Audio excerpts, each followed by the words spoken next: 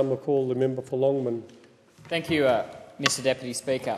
Mr Deputy Speaker, when the floodwaters rose in my electorate in January last year, there was an overall sense of fear, uncertainty and panic in my community. The waters came up so quickly that in some circumstances there was very little time for evacuations or for preparations. But, Mr Deputy Speaker, for all the fear and all the uncertainty surrounding the floods themselves, it was the aftermath that has struck at the hearts of thousands of Queenslanders, including many living in my community. Madam Deputy Speaker, after the waters subside, unmistakable, genuine dread, panic and frustration set in.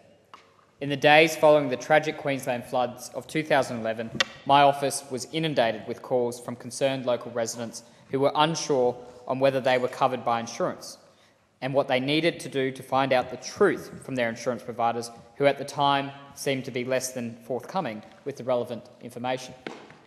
Madam Deputy Speaker, for these people, who had lost all of their worldly possessions, the fear and uncertainty as they waited for the judgment on whether they were covered by their insurance was paralysing. In some cases, this fear was justified. Many who had thought that they were covered by their insurance simply weren't, and were instead left to the mercy of the community to come to their assistance. Madam Deputy Speaker, it is for these families that we are here today to debate the Insurance Contracts Amendment Bill 2011. Madam Deputy Speaker, this bill introduces two measures: a standard definition of flood for insurance contracts and a requirement of insurance providers to provide a key fact sheets to consumers taking out home building and contents insurance policies. Madam Deputy Speaker, in January 2011, many individuals were left without insurance coverage when they had mistakenly assumed that they would be covered, all of which could be put down to mistaken understandings facilitated by the use of complicated phrases which, without experience in the insurance industry, seemed almost impossible to decipher the true meaning and extent of coverage for flood incidents. Madam Deputy Speaker, the confusion experienced by people in my community was not an isolated incident. It was not isolated to a particular insurance provider or just to our community. In fact, individuals across the country were confused. The devastating floods that this country had faced demonstrated that the existing regulations governing insurance contracts were insufficient and inadequate for the people of this country. Madam Deputy Speaker, the disturbing and disappointing reality is that the lack of a common definition for flood was first highlighted as an issue back in 2007. Yet it has taken another nearly 5 years and a series of devastating floods across the country for those across the chamber to give this issue the importance it deserves and to start to make some progress towards a solution. Even the insurance industry itself, which was pushing for a standard definition, Madam Deputy Speaker, was unable to encourage this Labor government to pursue this issue with the stamina and commitment it deserves. No, Madam Deputy Speaker, this government's resolve wavered at the first hurdle, when initial plans to introduce a common definition were scuttled by the ACCC. Madam Deputy Speaker, those on the opposite side of the House let this issue lay dormant until they received the resounding wake-up call of the 2011 floods. Well, Madam Deputy Speaker, it was not until the wake-up call of last year's floods and at the insistence of this side of the House that this Labor government finally took action on this issue. In March, the National Disaster Insurance Review was commissioned and in April, consultation began. But when the review's recommendation were received by the government in September, instead of taking immediate actions on the recommendations, the powers to be held back the release of the review until November, thereby preventing any genuine action before the start of another Australian wet season and the floods that, again, we have seen across this country.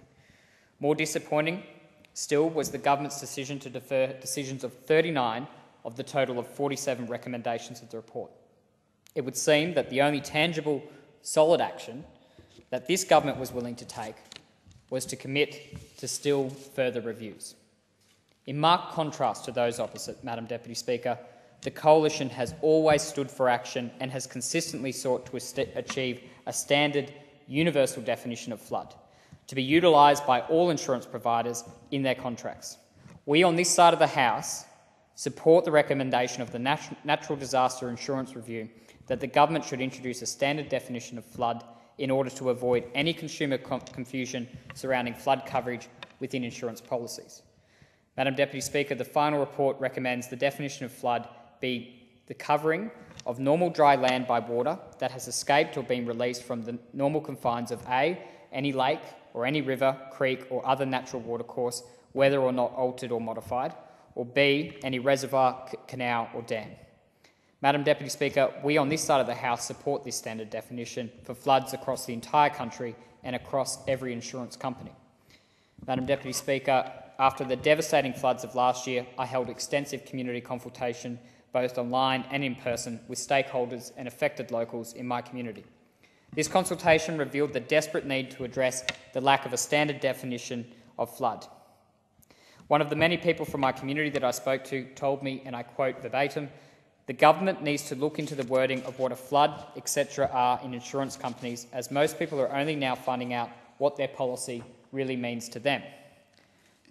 Madam Deputy Speaker, this was one of the many desperate cries for help from my community. Yet another was from a local resident of Mary Street, Caboolture, one of the worst affected local streets during the flood. Despite having been insured with the same company for 26 years and being under the impression that he was covered for flood, this gentleman's insurance claim after the flood was declined. The ambiguity surrounding whether the flood was a flash flooding event or a riverine rising event means that he sadly discovered he would not be covered for the damage to his home. One can only imagine, Madam Deputy Speaker, the desperation that this gentleman and his wife felt upon receiving this news. I can only imagine, Madam Deputy Speaker, that this surprising and devastating news would not have been needed to be delivered if this Labor government had been more proactive in making changes to insurance contract laws when concerns were first raised in 2007.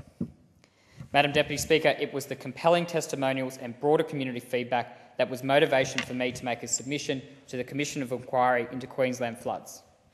Madam Deputy Speaker, in my response to the Commission of Inquiry, and based on the extensive feedback I received from the community during the community consultation that I conducted in my electorate, I recommended that a standard definition of flood be developed by the Insurance Council and applied by all insurance providers, and that policyholders be provided with information about their level of cover in plain English.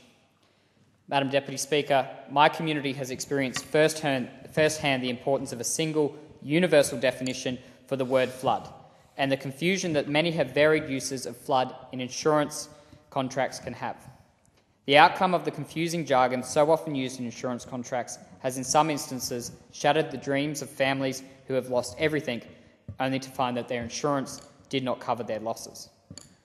Madam Deputy Speaker, let me just say, for those who were left without insurance coverage, my local community did an excellent job, and I thank the countless individuals who did a wonderful job in facilitating delivery of emergency goods and assistance to the many families in my region. But, Madam Deputy Speaker, this standard universal definition will provide clarity to the many people in my electorate when planning their future insurance. Those residents on Dale Street in Burpengary will have greater certainty when taking out insurance policies. And while this may not be a solution to the poor planning decisions that have gone before, the regulation of a standard definition of flood will allow them to make informed choices about whether they take out flood coverage. Madam Deputy Speaker, sadly for some in my community, these measures have come too late. But unless a standard definition of flood is created and used now, many more will suffer the same fate as those in my community did in the January of last year. Madam Deputy Speaker, the second measure that this bill deals with is that of a key fact sheet. It is the intention that this bill will require all insurance companies to provide consumers with a key fact sheet about their policy.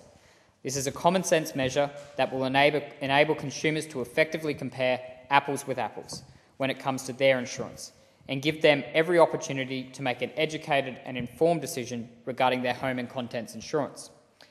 Madam Deputy Speaker, in an industry that has been fraught with confusion and ambiguity, evidence which has been seen in the way that the flood-related claims have played out over the past 12 months, measures to increase transparency are important, if not essential.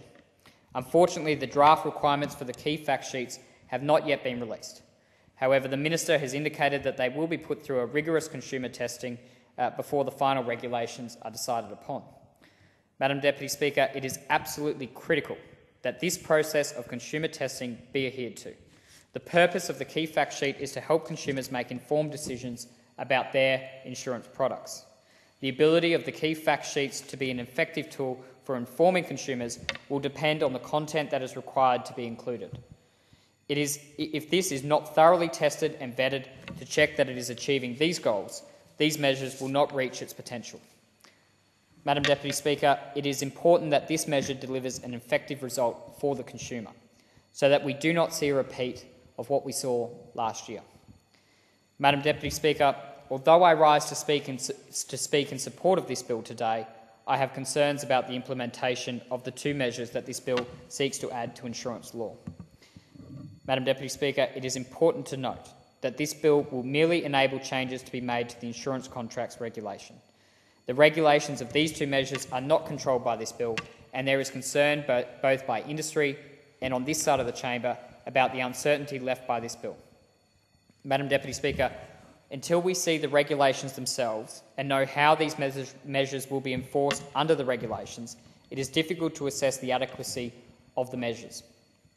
Madam Deputy Speaker, it is absolutely imperative that more time is not wasted, that Australians have the benefit of both a standard and universal definition of flood and the advantage of a key fact sheet from insurance providers in order to enable them to easily compare insurance policies.